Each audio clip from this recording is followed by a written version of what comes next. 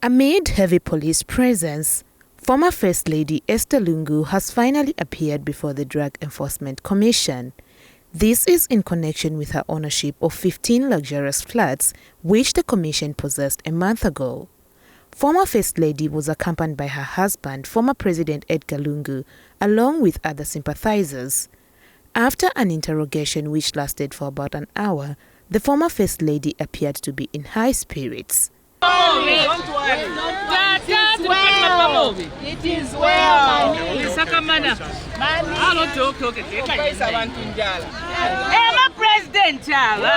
Her lawyer Makebi Zulu says they have provided all the evidence before the Drug Enforcement Commission on the 15 flats.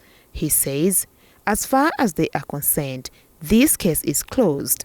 They stated that they suspected that it was process of crime. We thought that was absurd. Absurd because you don't know who the owner is. How do you suspect it's process of crime?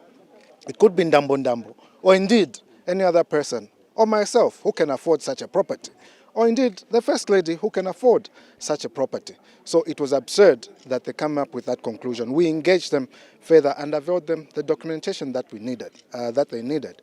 They called on us and we made ourselves available today, and we've clarified everything. That property that is of concern was acquired in a very legitimate manner. Legitimate in that there was an application that was made, an invitation to treaty was given to her. She paid the requisite amount, an offer was given, and title was given. And thereafter, construction began to the stage where it is now. We had expected that it would only go as far as establishing who the owner was. But instead, they came back and said, give us the planning permission that you got for that property. We said, we can't give you that because you have access to the planning authority. We can't be doing all the investigations for DEC. We investigated for them to establish ownership. We should investigate for them again to establish how the building was done. We will not do that. And today, we are glad that we have put this matter to bed. And we know that the matter has been settled, and we don't expect them to come back. Should they come back, we know it is a witch hunt. But in a statement, DEC Director General Mary Chirwa says they have since seized the properties pending investigations.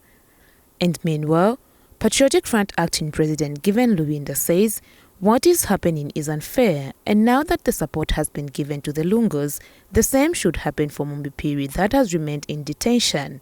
I would like to take this opportunity to call upon all loving members of the PF, continue to restrain yourselves from provocation. We know that the UPND is a party of blood. We know how they came up with the Mapatizia formula. And we know how wherever they have gone, they have left a trail of destruction. I'd like to call upon members of the PF. We have another woman who is suffering right now. Our dear sister Mumbipiri.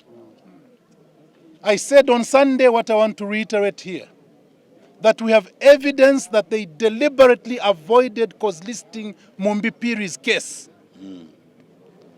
I would like to challenge the executive to prove that it's not their hand that is causing that.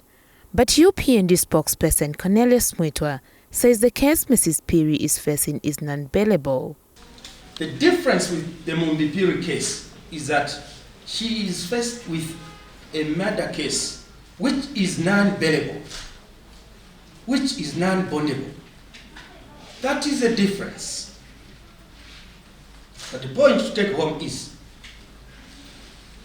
President, as head of state, cannot narrow his focus on an individual. No. That is the work of the criminal justice system, and all of us are desirous that it becomes more efficient. That is the way we shall uphold, protect, promote, and defend the rights of our citizens. So, there is no political persecution being waged by the UPND government against those colleagues who belong to the previous administration. Victoria Kayeye Yambani, Dama News.